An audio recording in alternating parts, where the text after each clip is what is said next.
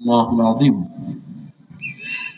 চাঁপাইনবাবগঞ্জ জেলার গোমস্তাপুর উপজেলায় অবস্থিত ঐতিহ্যবাহী বোয়ালিয়া মানব কল্যাণ যুব সংঘের উদ্যোগে আয়োজিত 2 দিনব্যাপী 15তম বার্ষিক তাফসীরুল কোরআন মাহফিলের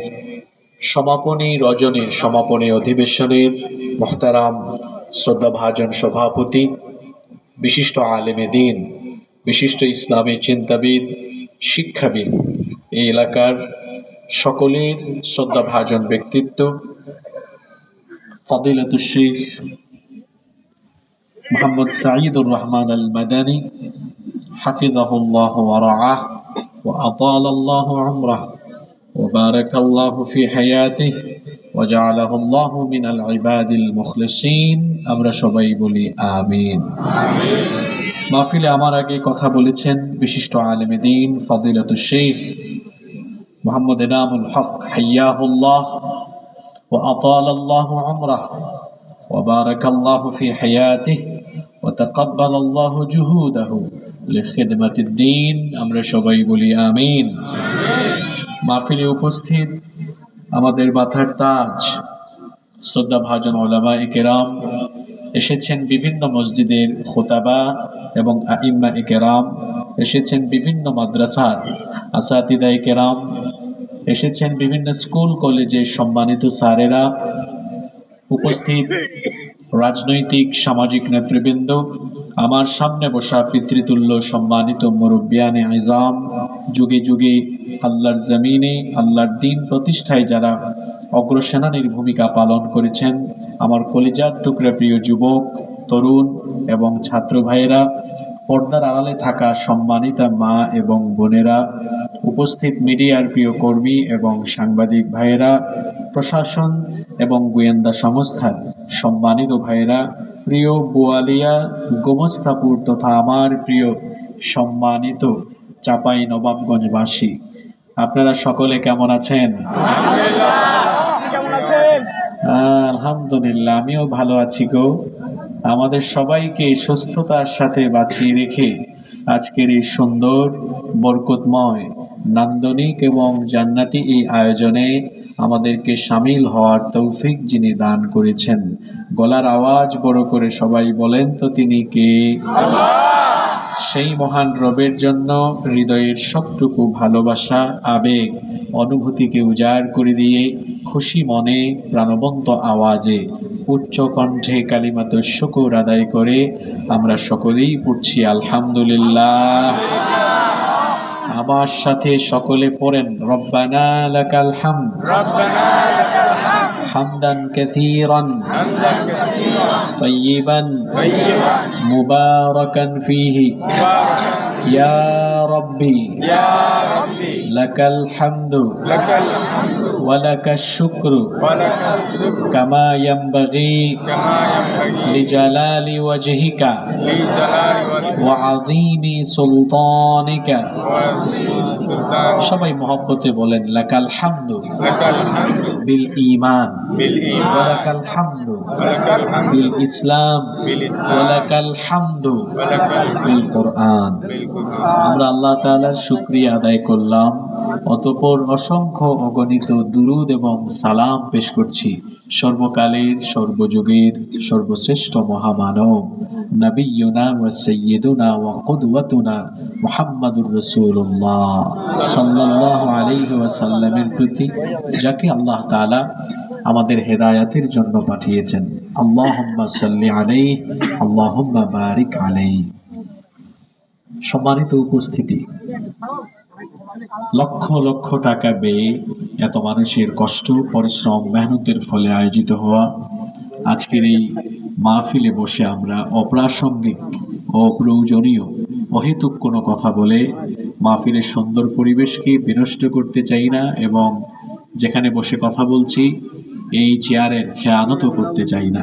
এজন্য সরাসরি আমরা আল্লাহর কালাম থেকে হেদায়াতের নিয়তে কিছু কথা বলবো এবং শুনবো ইনশাআল্লাহ। আল্লাহ তাআলা আমাদেরকে হেদায়াতের নিয়তে বলার এবং শোনার তৌফিক দান করেন, আমরা বলি আমিন। আমি আপনাদের সামনে পবিত্র কোরআনে কারীমের 3 নম্বর পারায় অবস্থিত 3 নম্বর সূরা সূরাতু আলে ইমরানের 19 নম্বর আয়াতে কারিমা তেলাওয়াত করেছি। এই একটি মাত্র আয়াত থেকে আমরা আজকে কথা বলবো এবং শুনবো ইনশাআল্লাহ। আমি আলোচনার প্রারম্ভেই একটি কথা আপনাদেরকে জানিয়ে রাখি, এই একটি আয়াত আমরা যদি বুঝতে পারি, আমাদের নিজের ব্যক্তি জীবন, পরিবার, সমাজ, রাষ্ট্র, এক কথায় গোটা পৃথিবীর সব অশান্তি দূর হয়ে যাবে ইনশাআল্লাহ। যদি এই আয়াতটা আমরা বুঝতে পারি, এই একটা আয়াত বুঝতে পারলেই দেখবেন সব অশান্তি, সকল সমস্যা দূরীভূত হয়ে একটি আলোকবর্তিকা আমাদের জন্য চলে আসবে ইনশাআল্লাহ। আল্লাহ তাআলা এখানে কি বলছেন দেখেন। আমরা প্রথমে একটু তর্জমা করি, একটু বাংলা অনুবাদ জানি, এরপরে আমরা ধীরে ধীরে এই আয়াতের গভীরে ঢুকবো ইনশাআল্লাহ। আল্লাহ তাআলা ইরশাদ করেছেন, ইন্নাদ-দীনা ইনদাল্লাহিল ইসলাম, নিশ্চয়ই আল্লাহর কাছে একমাত্র মনোনীত দিন হলো ইসলাম। আপনাদের কনসেন্ট্রেশন, মনোযোগ আছে তো সবার? ওয়ামাখতালাফাল্লাযীনা উতুল কিতাব, আর যাদেরকে কিতাব দেয়া হয়েছে তারা মতবিরোধে লিপ্ত হয়েছে। ইল্লা মিন বাদি মা জাআহুমুল ইলমু বাগিয়াম বাইনাহুম, তাদের কাছে সুস্পষ্ট জ্ঞান আসার পরেও পারস্পরিক বিদ্বেষবশত, অর্থাৎ যাদেরকে কিতাব দেওয়া হয়েছে তাদের কাছে সুস্পষ্ট জ্ঞান আসার পরেও পারস্পরিক বিদ্বেষবশত তারা মতবিরোধে লিপ্ত হয়েছে। ওয়ামান ইয়াকফুর বিআয়াতিল্লাহ, আর যারা আল্লাহর আয়াতগুলোকে অস্বীকার করে কিংবা এগুলোর ব্যাপারে নাফরমানি করে, ফাইন্নাল্লাহা সারিউল হিসাব, তারা যেন জেনে রাখে নিশ্চয়ই আল্লাহ হিসাব গ্রহণে অত্যন্ত দ্রুত। এই হচ্ছে আজকের আয়াতে কারিমার সহজ সরল অনুবাদ। এবার আমরা এই আলোচনা বিভিন্ন তাফসীরের আলোকে এবং সহিহ হাদিসের আলোকে, আকওয়ালুস সাহাবা ওয়াত তাবিঈন, সাহাবা এবং তাবিঈনদের কওলের আলোকে এই আয়াতটি ব্যাখ্যা করে এই আয়াত থেকে আমাদের জন্য কিছু মেসেজ, কিছু বার্তা বাড়ি নিয়ে ফিরব ইনশাআল্লাহ। আপনারা সকলে কয়েক মিনিট সকল ধ্যান চিন্তা ভাবনা বাদ দিয়ে শুধু এই কোরআনের দিকে মনোনিবেশ করে আলোচনার প্রতি মনোযোগী থাকতে পারবেন না ইনশাআল্লাহ? আল্লাহ তাআলা বলছেন, ইন্নাদ-দীনা ইনদাল্লাহিল ইসলাম, নিশ্চয়ই আল্লাহর কাছে একমাত্র দিন হলো ইসলাম। এখানে দুইটা পরিভাষা শব্দ আছে, একটা হলো দিন, আরেকটা হলো ইসলাম। সম্মানিত চাঁপাইনবাবগঞ্জবাসী, শয়তানের মুরিদরা শিক্ষা ব্যবস্থা থেকে দিনকে দূরে ঠেলে দেওয়ার ফলে আমার সংখ্যাগরিষ্ঠ মুসলমানের সন্তানরা এই দুইটা পরিভাষা সম্পর্কে আজকে জাহেল বা অজ্ঞ হয়ে গিয়েছে। এটা আমাদের জন্য বড় পরিতাপের বিষয়। এই দুইটা শব্দের অপব্যাখ্যা হয়েছে বাংলাদেশের সবচাইতে বেশি। একটা শব্দ হলো দিন, আরেকটা শব্দ হলো ইসলাম। ইসলাম শব্দের অর্থ কি? আত্মসমর্পণ করা, কিন্তু অনেকে কি বলে? শান্তি। ইসলাম শব্দের মাদ্দাহ বা মূল শব্দ সিলমুন থেকে অর্থ করে শান্তি, কিন্তু ইসলাম শব্দের অর্থ শান্তি নয়। আপনি কামুস, আরবিক অভিধান, ডিকশনারি খুলে দেখেন, ইসলাম শব্দের অর্থ হলো মূলত সারেন্ডার করা, আত্মসমর্পণ করা। যেমন আমাদের জাতির পিতা ইব্রাহিম আলাইহিস সালামকে আল্লাহ কি বলেছেন? কোরআনে কারিমে এসেছে, ওয়া ইয ক্বালা ইব্রাহিম রাব্বুহু ওয়া ইয ক্বালা লাহু আসলিম। আল্লাহ বলেছেন আত্মসমর্পণ করো, আর তিনি কি বলেছেন? আসলামতু লিরাব্বিল আলামিন, আমি জগৎ সমূহের প্রতিপালকের কাছে আত্মসমর্পণ করলাম। আরেকটা শব্দ হলো দিন। দিন শব্দের অর্থ অনেকেই করে ধর্ম, কিন্তু দিন শব্দের অর্থ কি ধর্ম? না। ধর্ম মানে কি? ধর্ম মানে হচ্ছে কোনো বিষয়কে ধারণ করা। যেমন পানির ধর্ম হলো ভিজিয়ে দেওয়া, আগুনের ধর্ম হলো পুড়িয়ে দেওয়া। দিন শব্দের অর্থ ধর্ম নয়। তাহলে দিন শব্দের অর্থ কি? দিন শব্দটি কোরআনুল কারিমে ব্যাপক অর্থে ব্যবহার হয়েছে। ব্যাপক অর্থে, এটার একটা দুইটা অর্থ নয়। দিন শব্দটি ব্যাপক অর্থবোধক একটি শব্দ। আপনি যদি কোরআন খুলেন দেখবেন কোরআনের প্রথম সূরার ভেতরে আপনি দিন শব্দটি পেয়ে যাবেন। যেই সূরা ব্যতীত নামাজ কবুল হয় না, যেই সূরা ছাড়া নামাজ আরম্ভ করা যায় না, বলেন তো দেখি সেই সূরাটার নাম কি?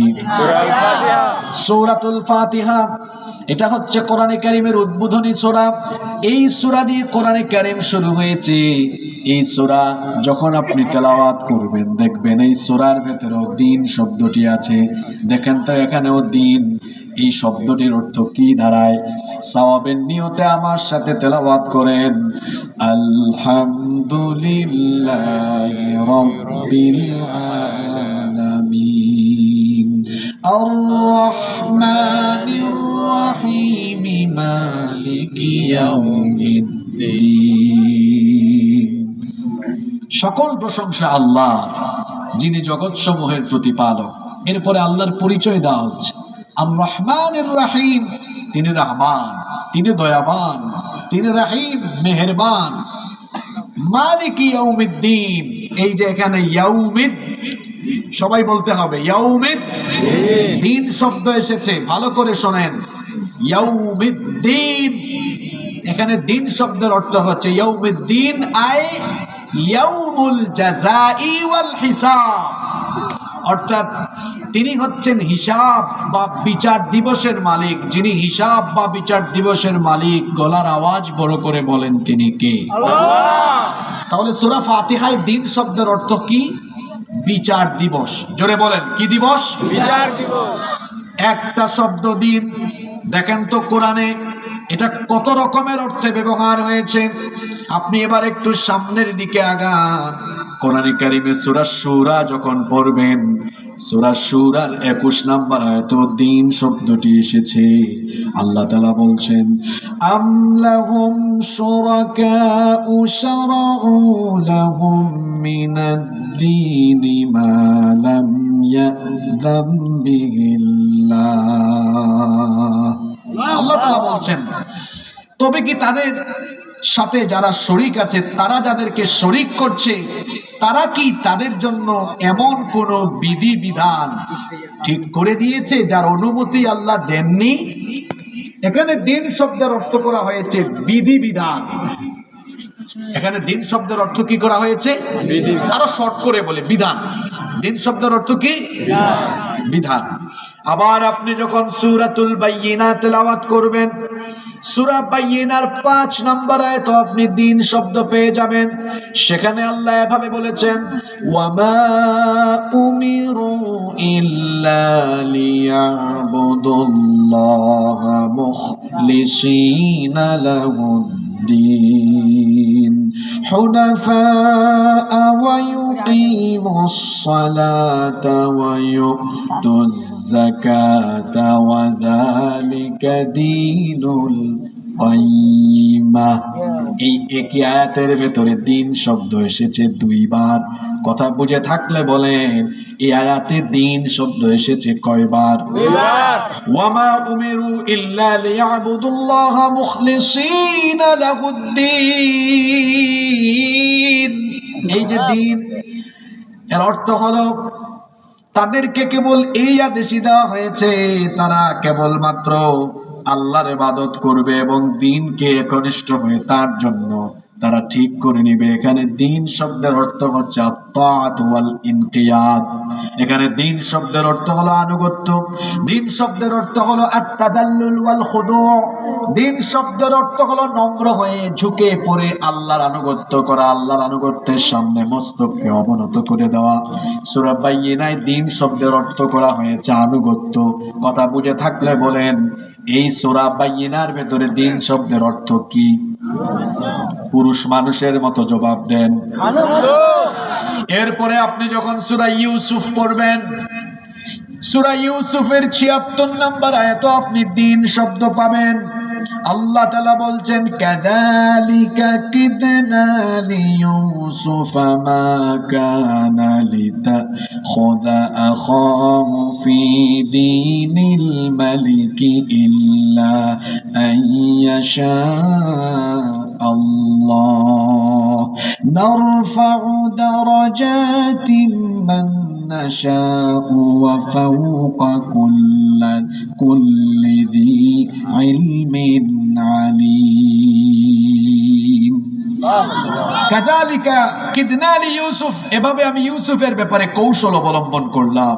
মা কানা লিয়াখুযা আখাহু ফি দীনিল মালিকি ইল্লা আইয়াশা আল্লাহ। আল্লাহ বলেছেন আল্লাহর ইচ্ছা ব্যতীত ইউসুফ তার ভাইকে বাদশার আইনে রেখে দিতে পারত না। আমি আয়াতের ব্যাখ্যায় যাচ্ছি না, এটা ভিন্ন ঘটনা, শুধু অর্থ করছি। এখানে আবার দিন শব্দের অর্থ করা হয়েছে আইন। দিন শব্দের অর্থ কি করা হয়েছে? আইন। দেখছেন কারবার? সূরা ফাতিহায় বিচার দিবস, সূরা বাইয়িনায় আনুগত্য, সূরা ইউসুফে আইন, সূরা ইউসুফে আইন। আবার দেখেন কোরআনে কারীমের 2 নম্বর সূরা সূরাতুল বাকারা 132 নম্বর আয়াত দিন শব্দ পেয়ে যাবেন। আল্লাহ তাআলা বলছেন ওয়াওয়াসসা বিহা ইব্রাহিম বানিহি ওয়া ইয়াকুব ইয়া বানিয়া ইন্নাল্লাহা আসতাফা লাকুমুদ الدين فلا تموتن إلا وأنتم مسلمون। আর ইব্রাহিম ওসিয়ত করেছেন তার সন্তানদেরকে, কিভাবে? ইয়াকুব তার সন্তানদেরকে ওসিয়ত করেছেন, তারা বলেছেন ইয়া বানিয়া, হে আমার সন্তানরা, ইন্নাল্লাহা আসতাফা লাকুমুদ্দিন, নিশ্চয়ই আল্লাহ তাআলা তোমাদের জন্য এই দ্বীনকে মনোনীত করেছেন। তাফসীর ইবনে কাসির সহ তাফসীরে তাবারী সহ বিভিন্ন তাফসীরে এখানে দ্বীন শব্দের অর্থ করা হয়েছে আকীদাতুত তাওহীদ আই আল ইসলাম। সমস্ত নবী এবং রাসূলরা তাওহীদের দাওয়াত দিয়েছেন। ইব্রাহিম আলাইহিস সালাম জাতির পিতা, তার বংশধরেরা, তিনি তো আবুল আম্বিয়া, নবীগণের পিতা, কারণ তার বংশে দুনিয়াতে নবী রাসূল এসেছেন সবচাইতে কম না বেশি? ইব্রাহিম আলাইহিস সালামের পরে দুনিয়াতে যত নবী রাসূল এসেছেন সব নবী রাসূল তার বংশে এসেছেন বলে তাকে বলা হয় আবুল আম্বিয়া। তিনি হলেন নবীগণের পিতা। তিনি এবং তার পরবর্তী সকলেই তাদের সন্তানদেরকে, উম্মতকে ওসিয়ত করেছেন আল্লাহ তোমাদের জন্য এই দ্বীনকে মনোনীত করেছেন একত্ববাদী দ্বীন। এই দ্বীনের নাম কি? মহিলার মতো না, পুরুষ মানুষের মতো জবাব দেন, এই দ্বীনের নাম কি? শুনেন শুনেন, আজকের ওয়াজ, আজকের আলোচনা, আজকের তাফসীর এত গুরুত্বপূর্ণ। এটা দুনিয়াবি বিষয়, আখিরাতেরও বিষয়। কবরে যাওয়ার পরেও এই সম্পর্কে প্রশ্ন আছে না নাই? যখন আপনার লাশকে কবরে রাখা হবে, প্রথম প্রশ্ন করা হবে মার রাব্বুকা, তোমার রব কে? 2 নাম্বার যে প্রশ্ন করা হবে, বলেন তো দেখি সেই প্রশ্নটা কি? মা দীনুকা, তোমার দিন কি? তার মানে বোঝা গেল আজকের যে আয়াত আমরা ধরেছি এটা এমন এক আয়াত, দিন যদি না বুঝেন কবরের মধ্যে আটকে যাওয়ার সম্ভাবনা আছে না নাই? আল্লাহর কসম করে বলছি, দুনিয়াতে যারা দিন বুঝে দিনের উপরে থাকবে না, কবরে গিয়ে তারা দিন এর প্রশ্নের উত্তর দিতে পারবে না। আর যারা দুনিয়াতে দিন মেনে চলবে, কবরে যাওয়ার পরে তারা দিনের ব্যাপারে প্রশ্নের উত্তর দিয়ে দিতে পারবে। আল্লাহু আকবার। দিন শব্দর এই অর্থ, এই শব্দটির অর্থ ব্যাপক অর্থবোধক। এইভাবে করে কোরআনে কারীমের বিভিন্ন সূরার বিভিন্ন আয়াতে দিন শব্দটি বিভিন্ন অর্থে ব্যবহার হয়েছে। কিন্তু আজকে আমরা সূরা আলে ইমরানের যে 19 নম্বর আয়াত তেলাওয়াত করলাম, এই আয়াতেও তো দিন শব্দ আছে।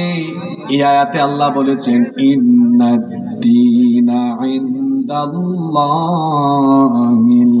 ইসলাম, নিশ্চয়ই আল্লাহর কাছে একমাত্র দিন হলো, জুড়ে বলেন দিনের নাম কি? ইসলাম।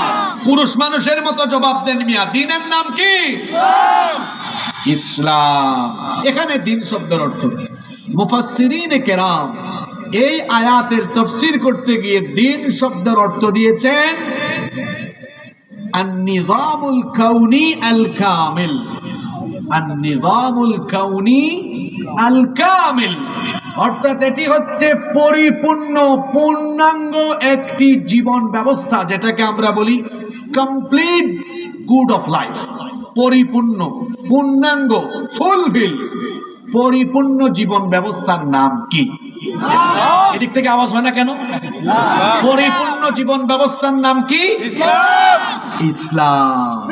ইসলাম শুধু ধর্ম নয়, এটা হলো জীবন ব্যবস্থা। এখন আপনি আমাকে বলেন, জীবন ব্যবস্থা বলতে আপনি কি বুঝেন? আগে বলেন জীবন মানে কি? জীবন কি?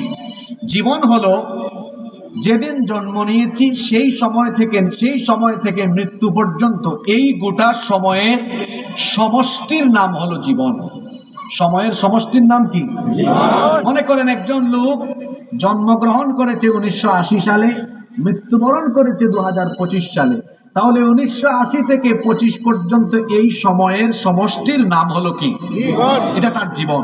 তাহলে জীবন মানে বুঝলাম আমার গোটা হায়াতের সময়ের সমষ্টি হলো জীবন। আর ব্যবস্থা মানে আপনারা বুঝেন, যেমন আজকের এই মাহফিল কি অটোমেটিক হয়ে গেছে নাকি?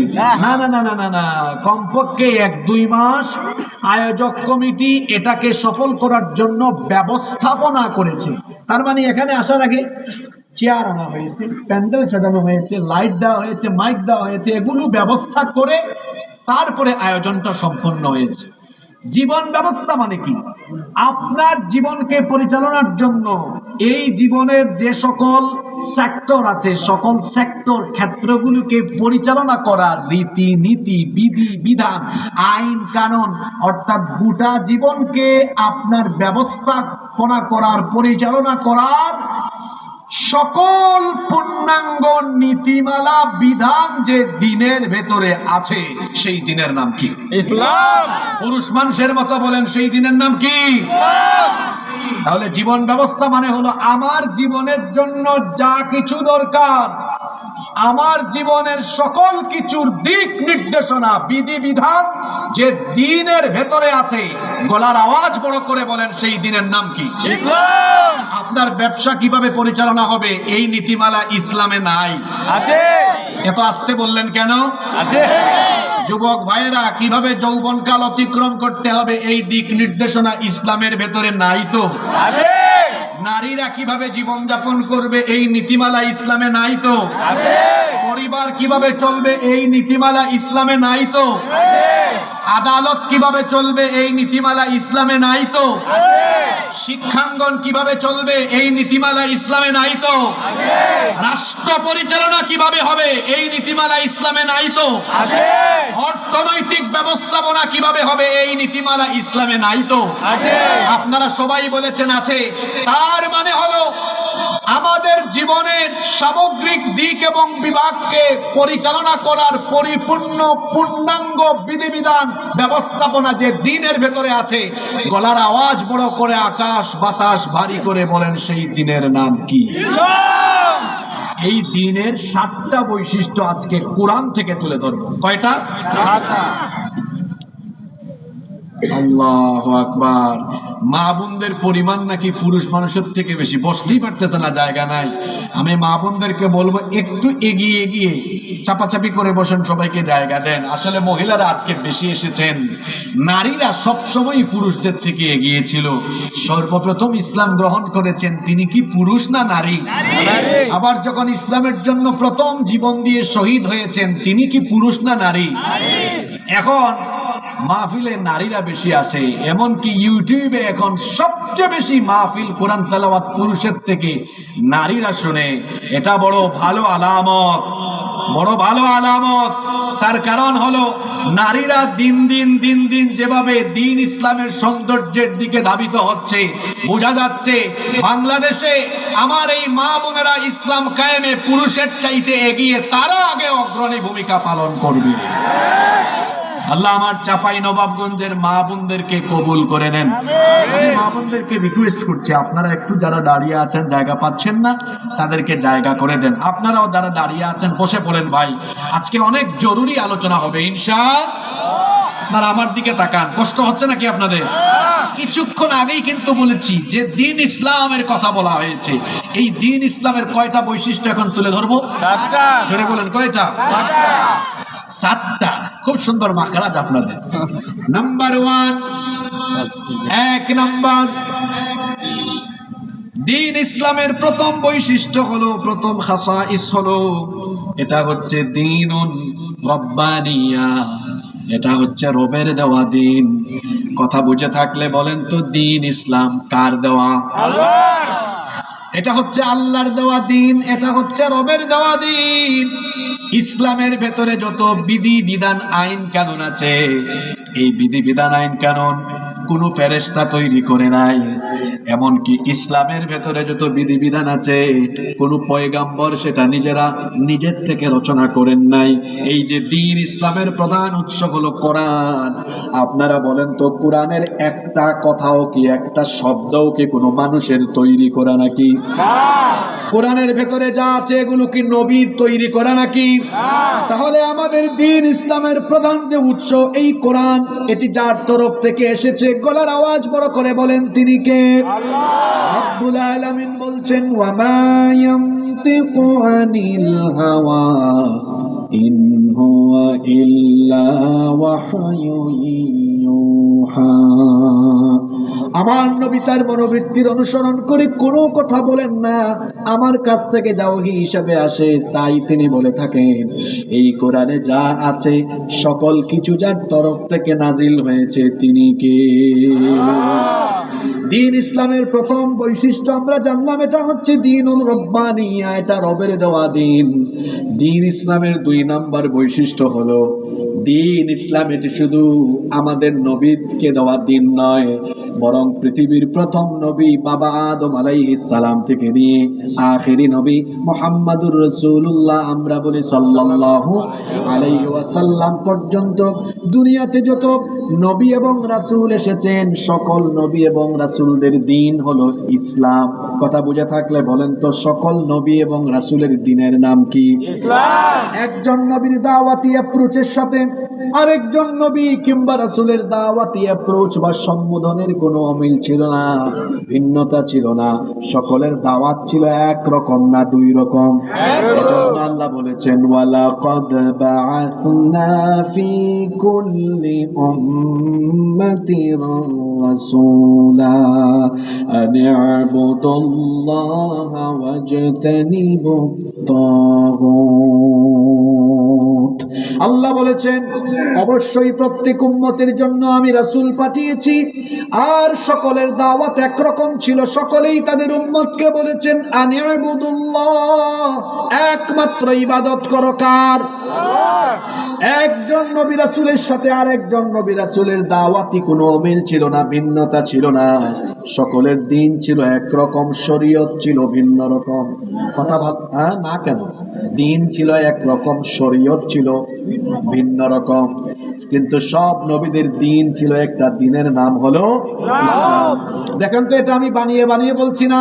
কোরআনুল কারীমের 42 নম্বর সূরা, সূরাতুশ শুরা এর 13 নম্বর আয়াতে আল্লাহ বলছেন, শারা'a লাকুম মিনাদ দীনি মা ওয়াসসা বিহি নূহান ওয়াল্লাযী আওহাইনা ইলাইকা ওয়া মা ওয়াসাইনা বিহি إبراهيم وموسى وعيسى أن أقيموا الدين ولا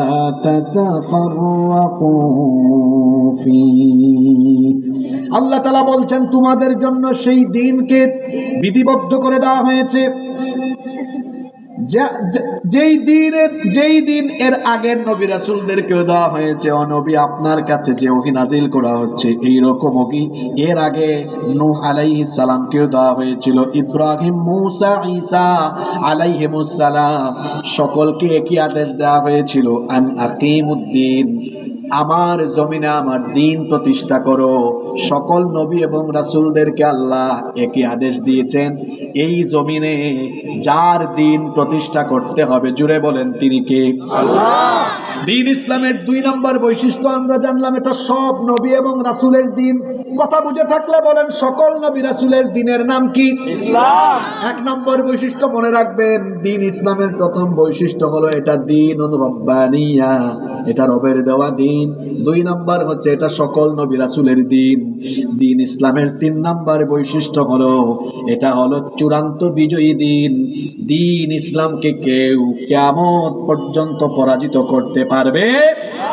দ্বীন ইসলামের বিপরীত কোন আদর্শ কেউ যদি প্রতিষ্ঠা করতে গিয়ে দ্বীন ইসলামকে ধ্বংস করে দেওয়ার, কিংবা দ্বীন ইসলাম যারা অনুসরণ করে দ্বীনের পথের প্রতীকদেরকে কেউ যদি জুলুম চালায়, নির্যাতন চালায়, দ্বীন এবং দ্বীনের পথের প্রতীকদেরকে ধ্বংস করার চেষ্টা যারা করবে, দেখা যাবে উল্টা দ্বীনের পথের প্রতীকরা টিকে থাকবে, দ্বীন বিরোধীরা ধ্বংস হয়ে যাবে।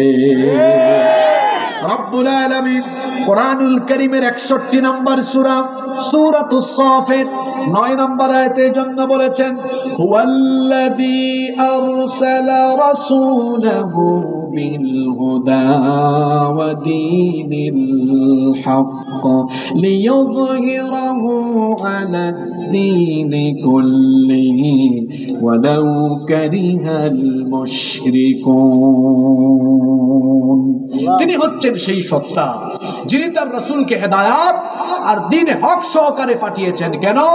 লিইয়ুযহিরাহু আলাদ দীনি কুল্লিহি, যাতে সকল পথ মতের উপরে ইসলামকে বিজয়ী আদর্শ হিসাবে তিনি প্রতিষ্ঠা করতে পারেন। এজন্য রাসূলকে এই দায়িত্ব যিনি পাঠিয়েছেন, গলার আওয়াজ বড় করে বলেন তো তিনি কে?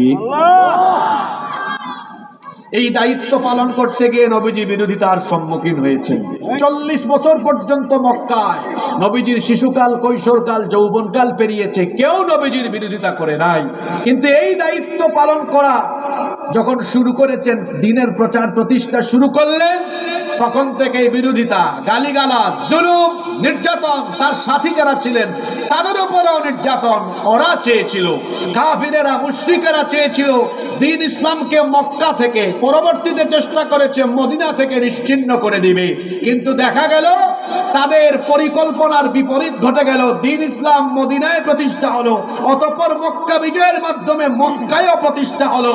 দেখা গেল যারা দ্বীন ইসলামকে মুছে দিতে চেয়েছে, সেই পৌত্তলিকদের মক্কা মদিনায় তাদের কবর রচিত হয়েছে, তাদের মতবাদ মাটির সাথে মিশে গিয়েছে।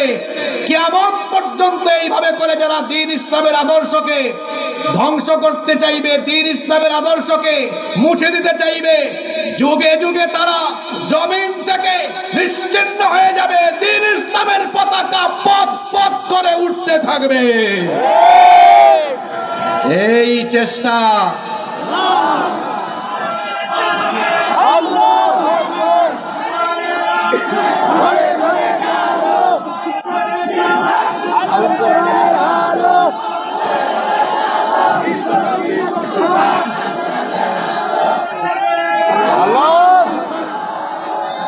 সম্মানিত ভাইয়েরা, আমাকে কথা বলতে দেন একটু।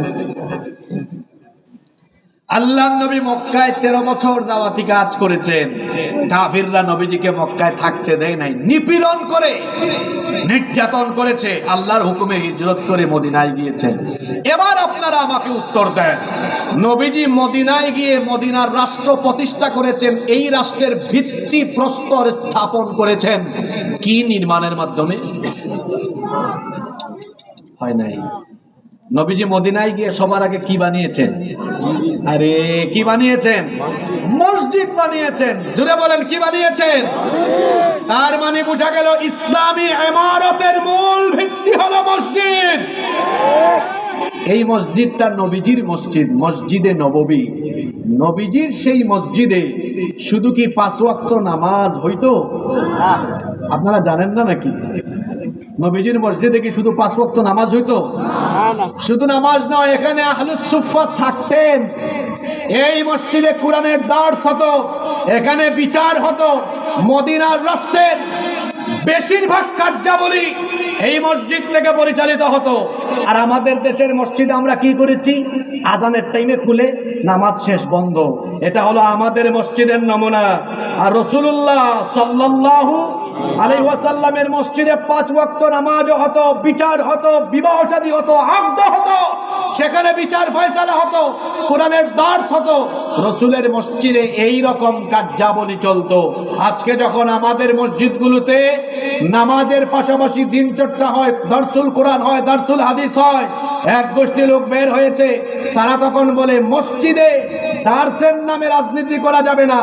আমরা বলতে চাই মসজিদ আল্লাহর ঘর, সেখানে আল্লাহর জিকির হবে, কোরআনের দার্স হবে, সেখানে দারসুল হাদিস হবে, কেউ বাধা দিতে পারবে না। যদি বাধা দেয়, মদিনার পুত্তলিকদের যে পরিণতি হয়েছে তার পরিণতিও তার মতো হবে।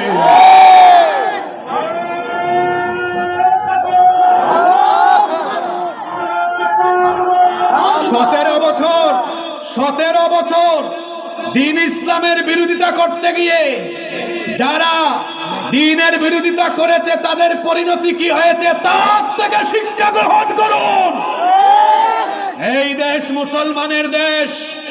এই দেশে প্রতিদিন সূর্য উঠে আল্লাহু আকবারের ধ্বনিতে, সূর্য অস্ত যায় আল্লাহু আকবারের ধ্বনিতে। এই দেশে মানুষ দ্বীনকে কলিজার ভেতর থেকে মহব্বত করে। সেই দেশে দ্বীনের বিরুদ্ধে গিয়ে কোনো অপশক্তি মাথা উঁচু করে দাঁড়িয়ে থাকতে পারবে না। আল্লাহ আমাদেরকে বুঝার তৌফিক দান করেন। আমিন। দ্বীন ইসলামের 3 নম্বর বৈশিষ্ট্য বলছিলাম, এটা কি দিন? বিজয়ী দিন। জোরে বলেন, কি দিন?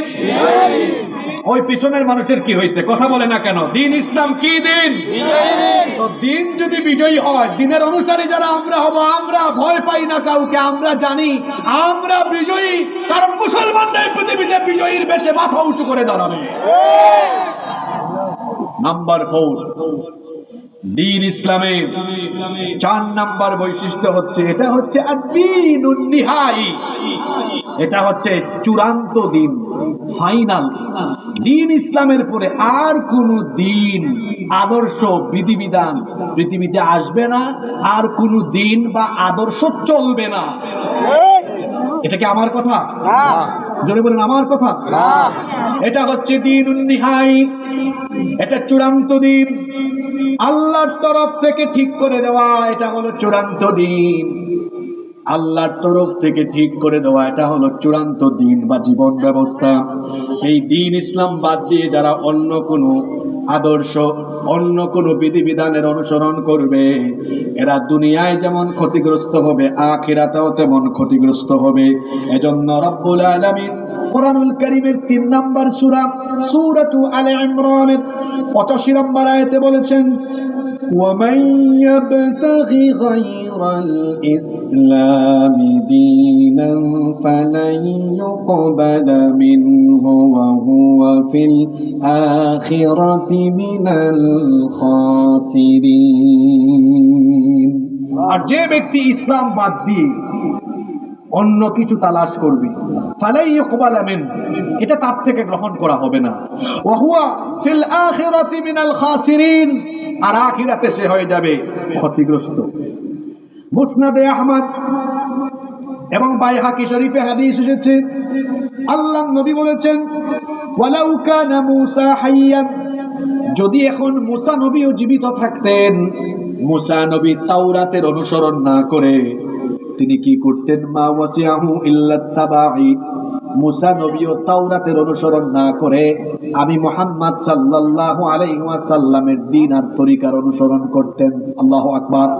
তার মানে হাদিস থেকে বোঝা গেল মুহাম্মদ সাল্লাল্লাহু আলাইহি ওয়াসাল্লামের কাছে আল্লাহ তাআলা যে ফাইনাল দ্বীন দিয়েছেন, জীবন ব্যবস্থা দিয়েছেন, সেই দ্বীন, সেই শরীয়ত, সেই তরিকা, এটা বাদ দিয়ে অন্য কোন তরিকা, অন্য কোন আদর্শের ভেতরে যারা ঢুকে যাবে, চলে যাবে, দুনিয়াতে এরা ক্ষতিগ্রস্ত, আখিরাতেও ক্ষতিগ্রস্ত।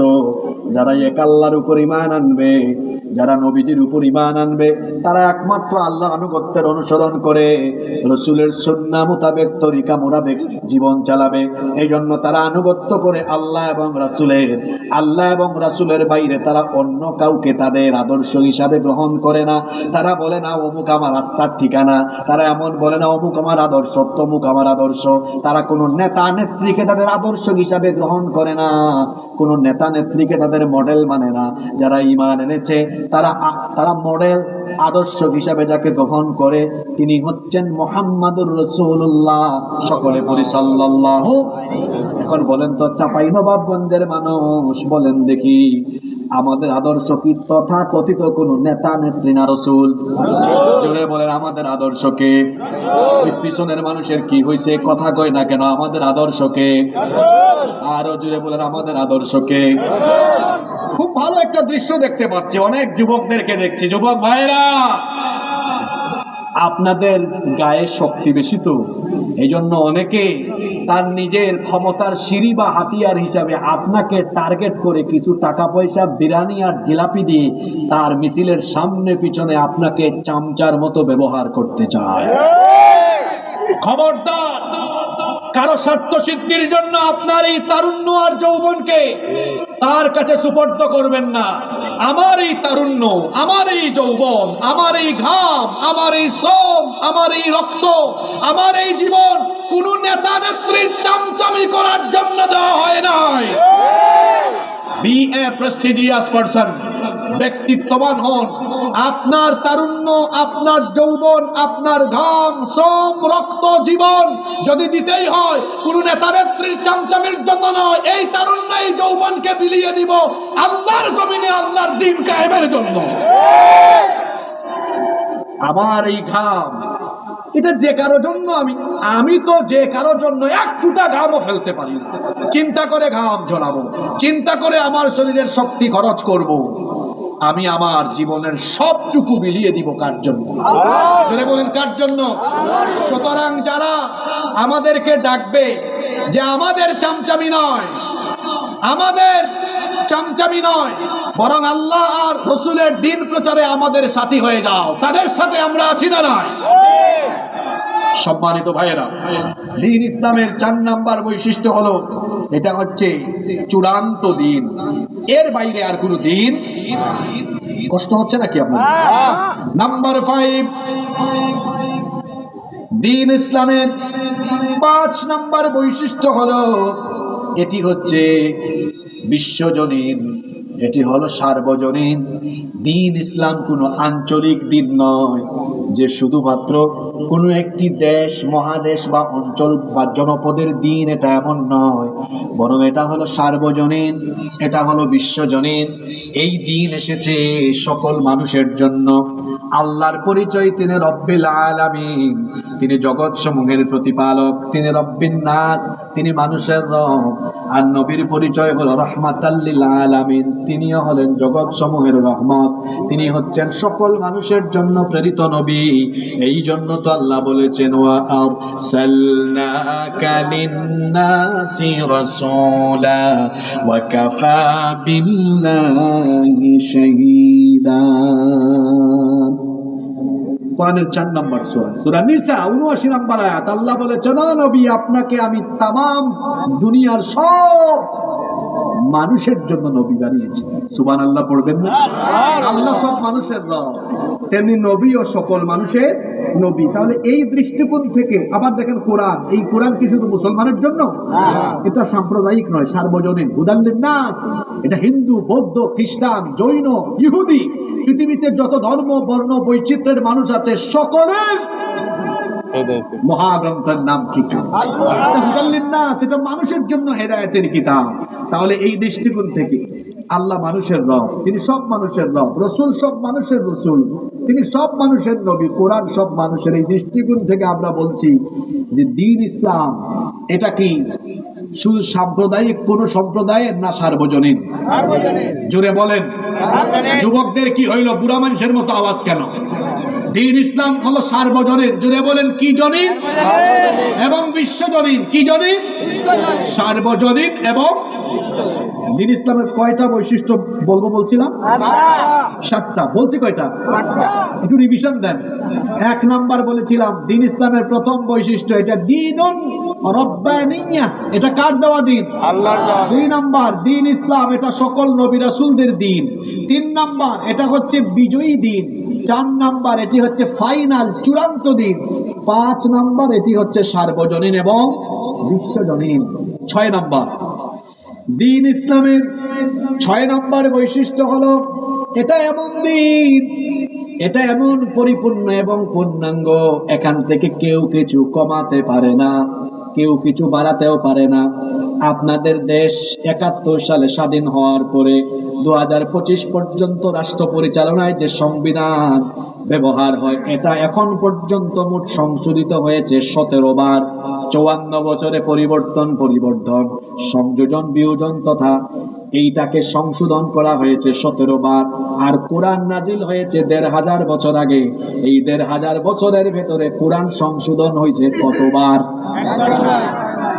মহিলার মতো না, পুরুষ মানুষের মতো বলেন কতবার? কিয়ামত পর্যন্ত কি একবার হওয়ার সম্ভাবনা আছে নাকি? তো আপনারা তো খুব ভালো বুঝেন দেখতেছি। এটা মানুষ হলো এমন, সে যখন সংবিধানকে সংশোধন করবে, আপনার কি মনে হয় গো, সে কি জনগণের কথা আগে চিন্তা করবে না তার ক্ষমতার কথা আগে চিন্তা করবে? কেমনে সে ক্ষমতায় বেশি সময় থাকতে পারে, তার দলের মানুষ সুবিধা পায়, এটা বিবেচনা করে তারপরে সংবিধানকে সংশোধন করবে। যে মানুষ এত স্বার্থপর, দলবাজ, দলকানা, এই মানুষের তৈরি করা আইন প্রণয়ন হবে, সংশোধন হবে, এটা দিয়ে মানুষের কল্যাণ হবে না। মানুষের কল্যাণের জন্য আল্লাহর দেওয়া আইনকে গ্রহণ করতে হবে, কারণ এটার কোনো পরিবর্তন হয় না, সংশোধন হয়নি, হবে না, হওয়ার কোনো প্রয়োজনও। দ্বীন ইসলামের 7 নম্বর বৈশিষ্ট্য হলো এটি হচ্ছে দ্বীনুন মুকাম্মাল, পরিপূর্ণ। এমন কোন জিনিস নাই যা এই দ্বীনের ভেতরে নাই। সুবহানাল্লাহ পড়বেন। এটা হচ্ছে পরিপূর্ণ দ্বীন। এই জন্য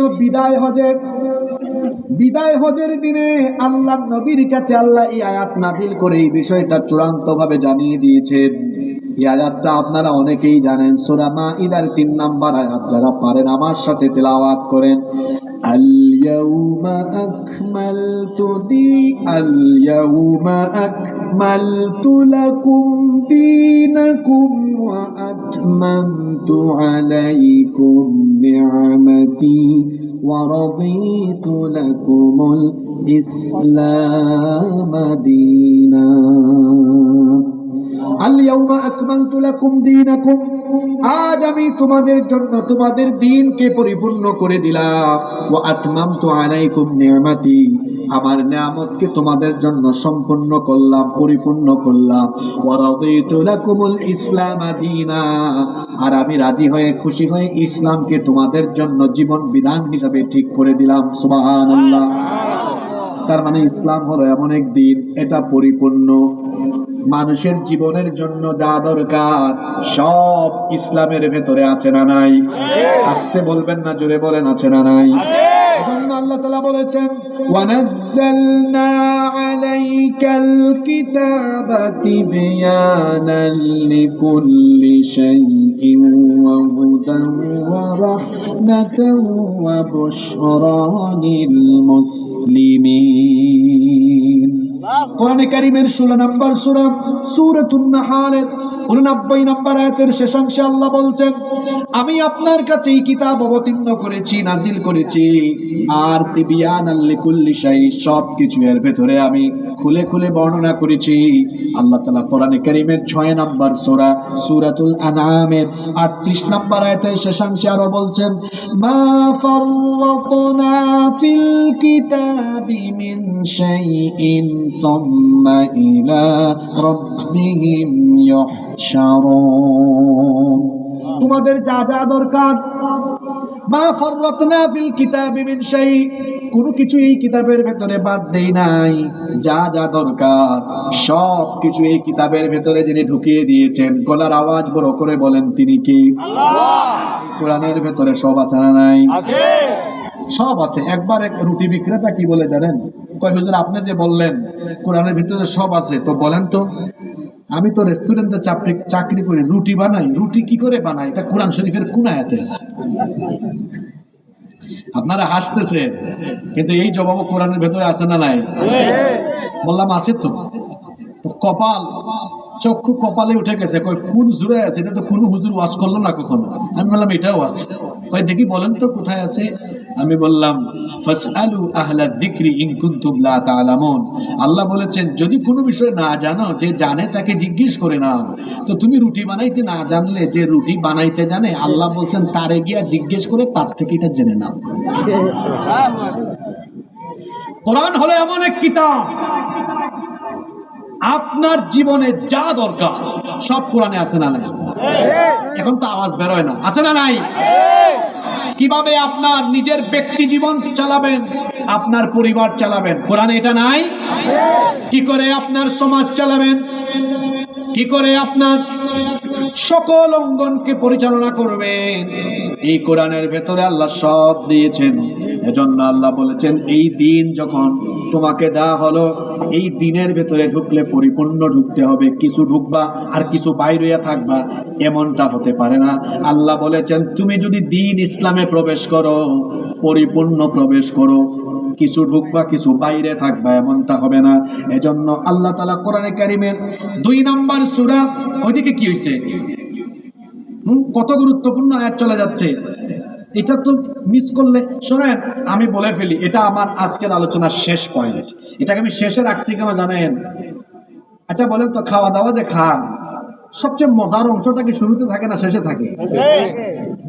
একটা আলোচনার ফাইনাল মেসেজ বা বার্তা থাকে আলোচনার শেষে।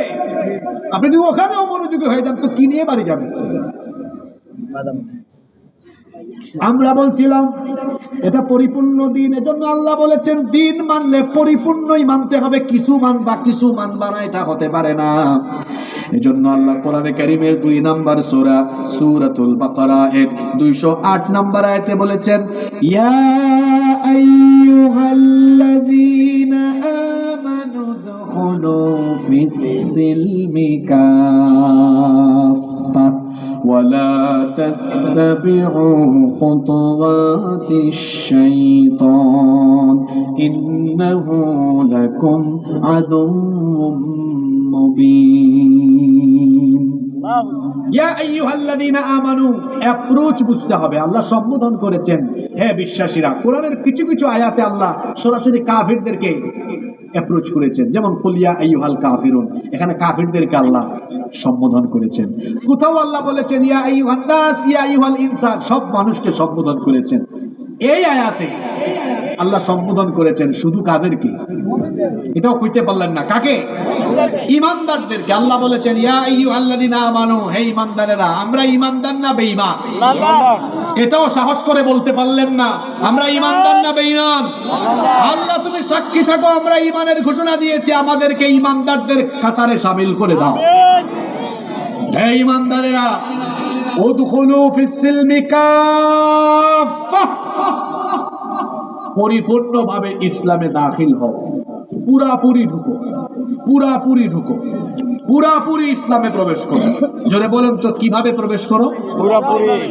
জোরে বলেন কিভাবে? পুরাপুরি ভাবে। পুরাপুরি মানে কি? মানে দিন মানলে পুরাটাই মানতে হবে। এই আদেশটা হুজুরের না আল্লাহ? আল্লাহর। জোরে বলেন এই আদেশটা কার? আল্লাহ। আরো জোরে বলেন কার? আল্লাহর। আযান হয়েছে, মুরব্বি দৌড় দিয়েছে মসজিদে, আইনটা মানলো কার? আল্লাহ। তো দিন ইসলামের একটা বিধান মানলো, কিন্তু এই মুরব্বি মসজিদ থেকে বের হয়ে এখন আবার সুদ খাইতে গেল, ঘুষ খাইতে গেল, কোথাও থেকে চাঁদা উঠাইলো, কোথাও গিয়ে সন্ত্রাসী কাজ করলো। এই মুরব্বি একটু আগে দিন ইসলামের একটা বিধান মানলো, নামাজ থেকে বের হয়ে 4-5 জায়গায় এবার কার বিধান মানলো? জোরে বলেন কার বিধান? এই আয়াতেই তো আল্লাহর জন্য বলেছেন উদখুলু ফিস-সিলমি কাফা, এটা বলেই এরপরে বলেছেন ওয়ালা তাত্তাবিউ খুতুওয়াতিশ শাইতান, ও ঈমানদারেরা খবরদার শয়তানের পদাঙ্ক অনুসরণ করো না।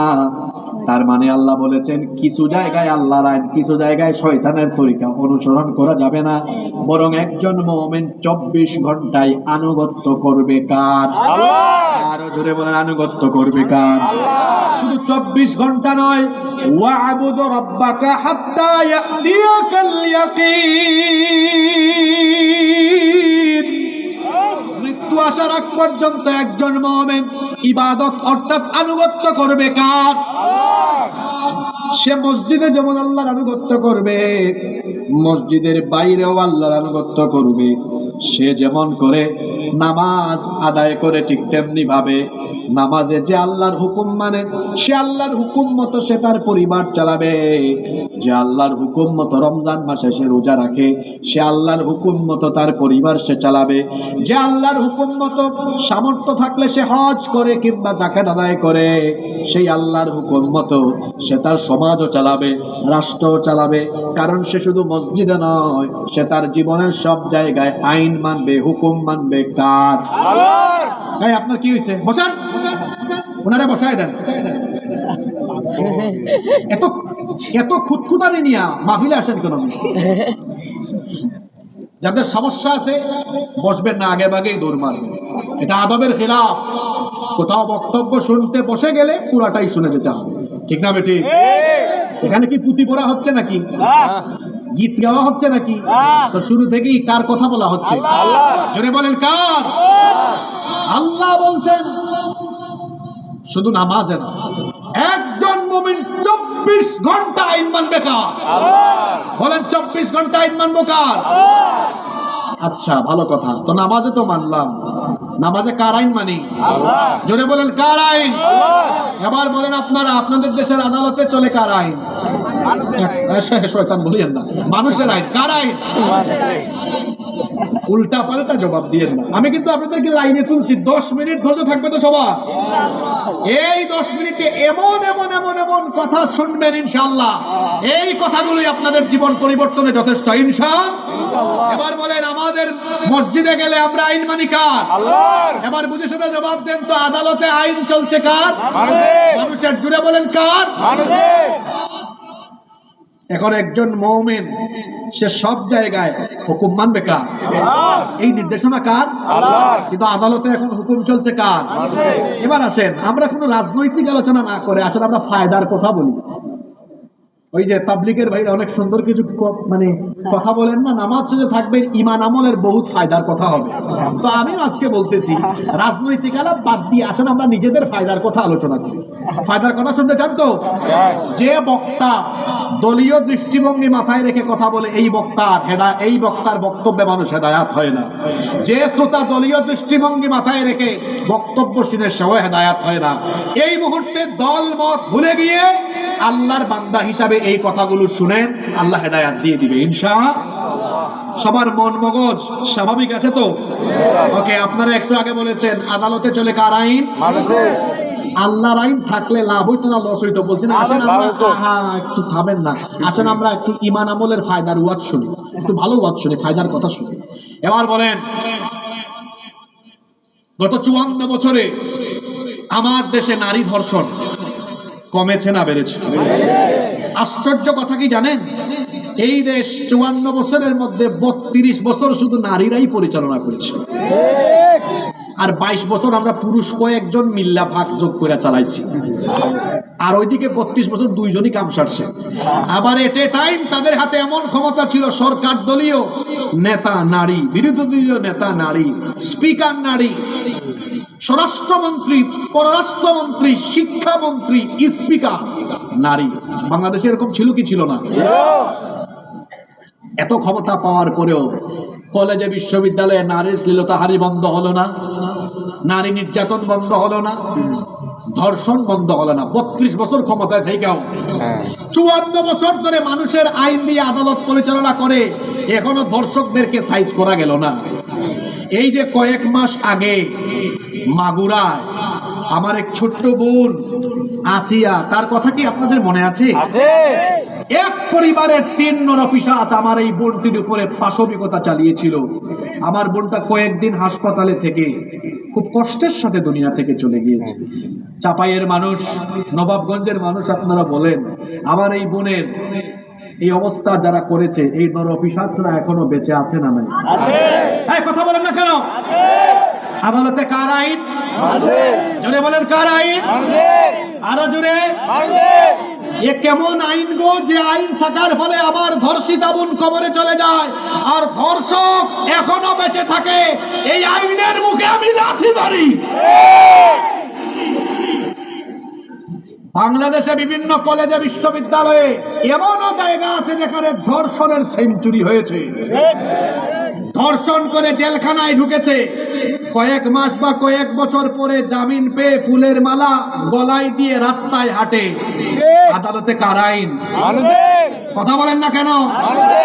এ কেমন আইন গো, যে আইন থাকার ফলে ধর্ষক ধর্ষণ করেও জেলখানায় গিয়ে কয়েক মাস বা কয়েক বছর পরে বের হয়ে রাস্তাঘাটে ফুলের মালা গলায় দিয়ে হাঁটে।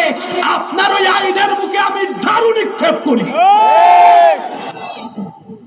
বলছিলাম না আজকে ইমান আমলের ফায়দার ওয়াজ হবে। আসলে ফায়দার কথা শুনুন। এবার যদি আদালতে মানুষের আইন না হয়ে হয়তো আল্লাহর আইন, এই ধর্ষকরা কি ফুলের মালা গলায় দিয়ে রাস্তায় হাঁটার সাহস পাইতো? জোরে বলেন পাইতো? এমন শাস্তি হতো, এক ধর্ষকের বিচার থেকে সারা দেশের লুচ্চার বদমাশ তারের মতো শুধু হয়ে যেত। এবার দল মত সব চিন্তা মাথার থেকে ফালাই দিয়া এবার বলেন, নিজেদের ফায়দার জন্য আপনারা আদালতে মানুষের আইন চান না আল্লাহর আইন চান? বলেন কার আইন? কারণ আল্লাহর আইন চালু হলে বিচার ব্যবস্থায় ন্যায় ইনসাফ প্রতিষ্ঠা হবে।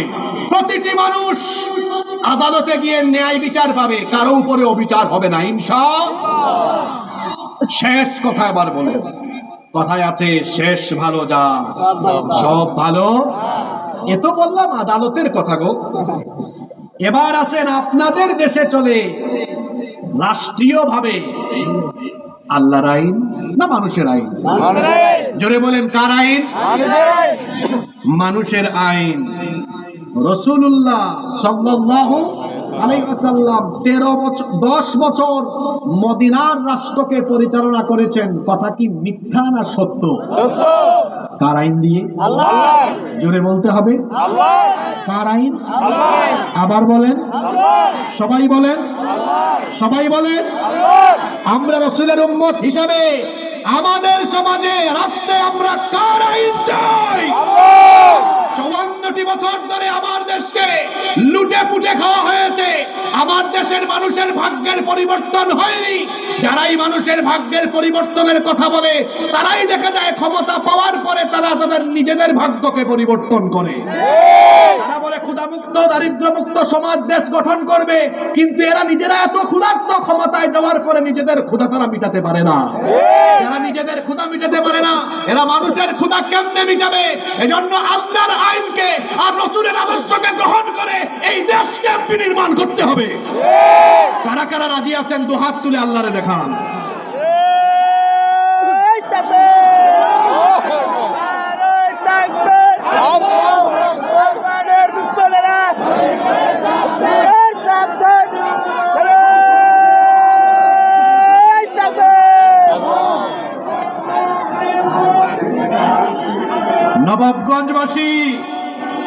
নবাবগঞ্জবাসী শুনেন, যেই হাতটা তুলেছেন এই হাত যেন মরার আগ পর্যন্ত ইসলামের পক্ষে ব্যবহার হয়।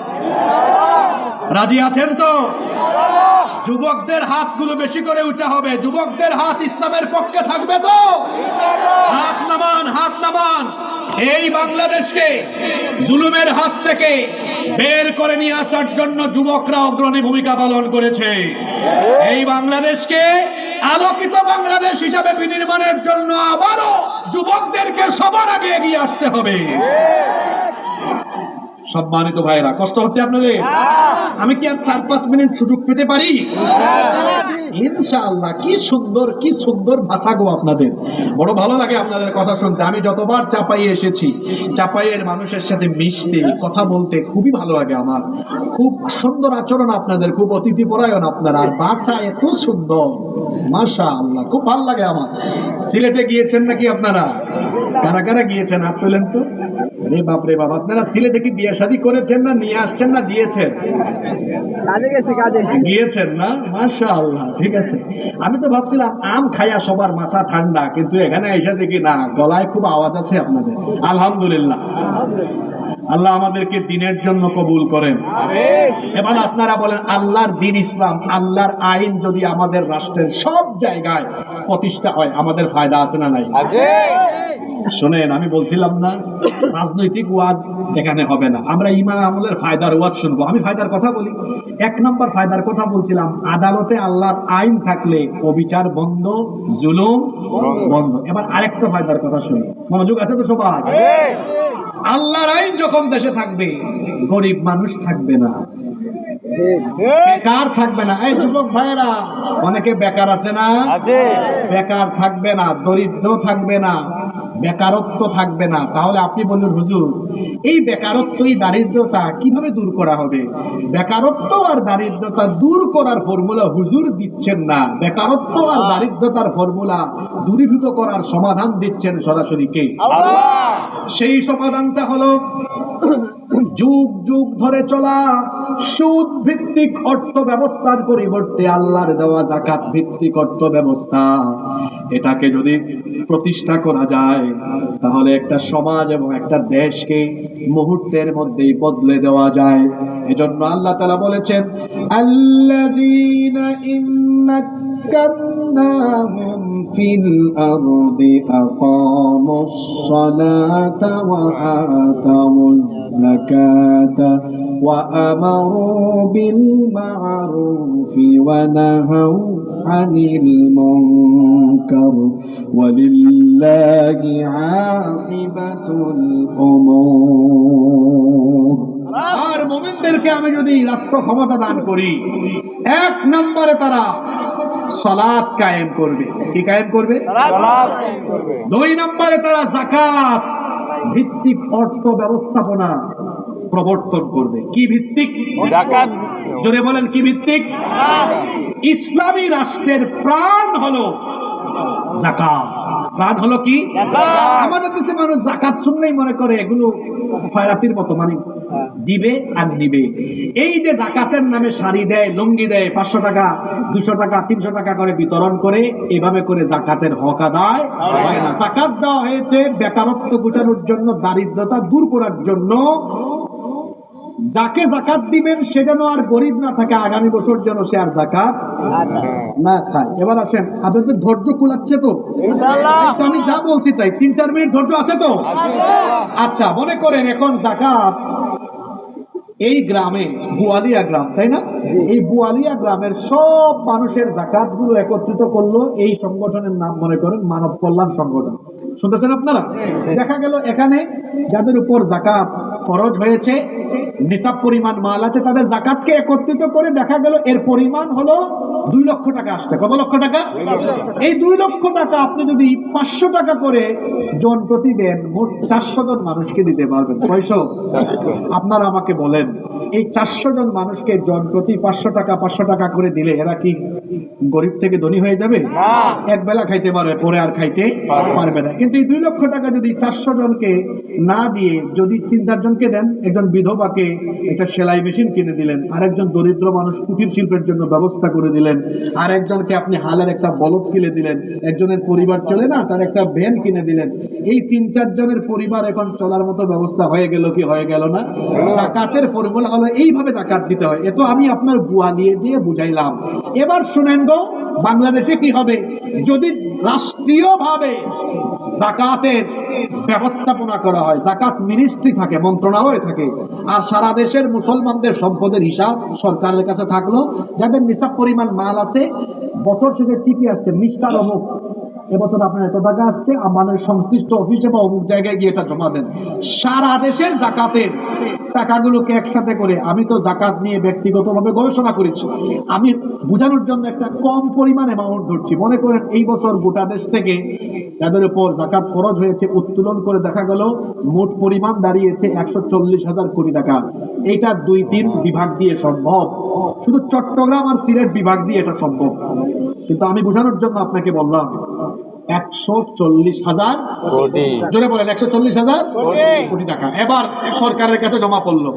এবার যদি দেশের 70 লক্ষ বেকার যুবক, বুঝে থাকলে বলতে হবে কত লক্ষ বেকার, এদেরকে 64 জেলা থেকে 70 লক্ষ যুবককে ঢাকায় নেওয়া হলো, নিয়ে প্রত্যেকের হাতে এই যে টাকা 2 লাখ টাকার চেক দেওয়া হলো বেকারদেরকে। ধরো নাও 70 লক্ষ গুণ 2 লক্ষ, ক্যালকুলেটারে হিসেব মেরে দেখেন, 140,000 কোটি টাকা দেওয়া হলো। দিয়ে বলা হলো, এই বেকার ছেলেরা শোনো, চাকরি বাকরি নাই, ব্যবসা নাই তোমাদের, 2 লাখ করে টাকা দিলাম, যাও মাছ চাষ করো, মুরগি পালন করো, হাল চাষ করো, জমিনে এই ক্ষেত করো, কুটির শিল্প করো, ভ্যান কিনো, রিক্সা কিনো, সিএনজি কিনো, এটা করো ওইটা করো, ছোটখাটো ব্যবসা ধরাই দিলেন। শোনো, টাকাটা যে দিচ্ছি, প্রতিটা উপজেলায় আমাদের অডিট অফিসার আছে, তোমাকে পর্যবেক্ষণ মনিটরিং করবে, এটা দিয়ে কি করো কি করো না, মনিটরিং এর আওতাভুক্ত রেখেছি।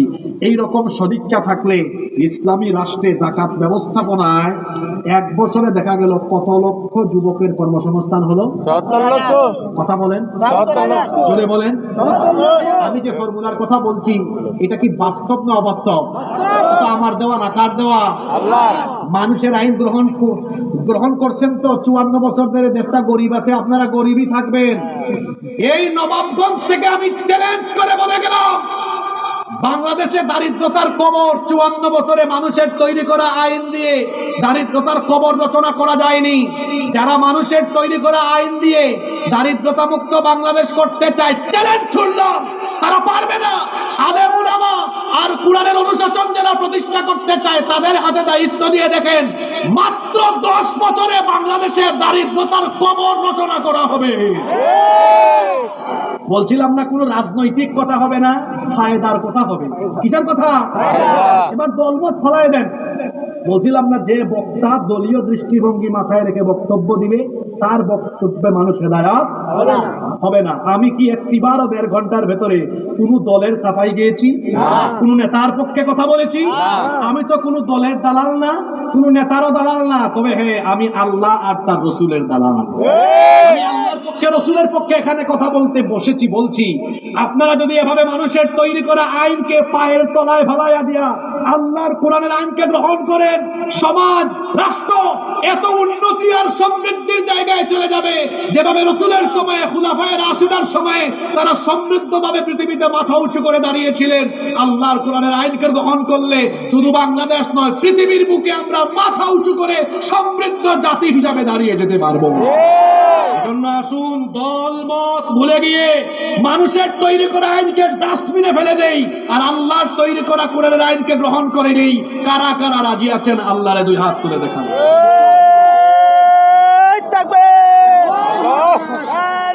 হাতগুলা উঁচা করে ধরেন। সবাই চান তো?